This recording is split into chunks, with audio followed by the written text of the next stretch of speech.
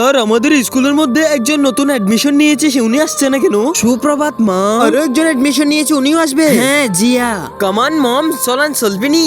মা। আজকে প্রথম দিন তাদের সাথে দেখা করব। প্রণাম স্যার, আমি Riya. Hello sir, I am Zia. হ্যাঁ এরা দুইজন তো দেখতে সেম লাগতেছে। হ্যাঁ বোন তো হতে পারে।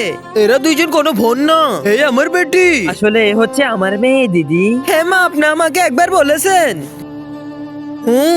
বা মা, এ হচ্ছে আমার ছোট, তারপরও আপনি আমাকে না খাওয়াই ছোটকে খাওয়াচ্ছেন আগে। আমার চাইতে ওকে বেশি ভালোবাসেন না মা? দিদি এমন না, আপনি এমন ভাবিয়েন না। আমি এখন তোমাদের ছেড়ে চলে যাব, আর কখনো আসবো না তোমাদের কাছে।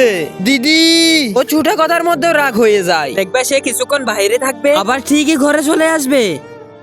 মা সকাল থেকে রাত হয়ে গেছে কিন্তু দিদিকে কোথাও খুঁজে পাইলাম না। আমি সত্যি বলছি, আমি বাইরে আসতে দিই না। চলো বেটা।